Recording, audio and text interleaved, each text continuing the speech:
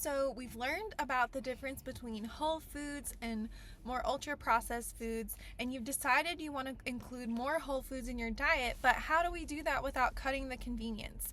Life is busy. It's really hard sometimes to make everything from the whole food version itself. So here are some tips and tricks that you can use. So any type of manipulation to the food, even if it's a way that makes accessing the whole foods easier, is still a form of processing, but it adds convenience to our lives. So for example, we can use a frozen vegetable or fruit. We can use a pre-cut option. So for example, the pre-cut fruit in the grocery store, or how hard is it to peel and chop sweet potatoes? You can get pre-chopped and peeled sweet potatoes. And speaking of that, like butternut squash. Yeah. Oh, so annoying. Those are great options where you can still have the whole food, but it's a little more convenient. Yeah. You can also make little swaps. So for example, instead of a more sugary cereal, you can choose an option like oatmeal that's a little less processed and add some berries. Yeah. Instead of chips, which are a more ultra processed food, you can choose a popcorn and just add a little salt to it. Exactly. And both of those are going to bring you more fiber, less sugar, less salt. So those are some little swaps you can make.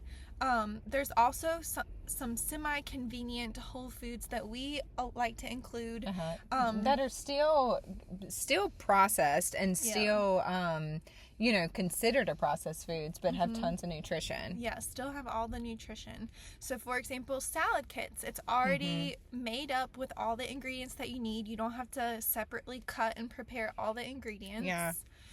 Also, I know in your family, you guys like to use applesauce pouches. Yes, exactly. Applesauce pouches, that's It Bar. That's one of like our favorite just quick and convenient snacks. And those are just little fruit leather bars, but still have 4 grams of fiber and even the mini size.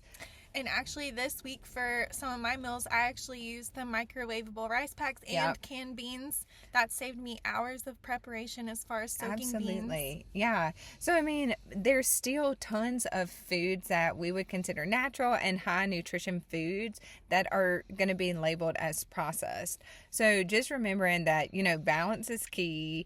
You have to decide, like, do we want to kind of pay with extra money or pay with our time? And so like Leanne was saying, canned beans, yes, they are substantially more expensive than if you were to get dried beans, but paying that extra, $2-3 in total, if you're thinking about kind of the cost differences versus the hours that you would spend soaking the beans, cooking the beans, it might be worth it for your family.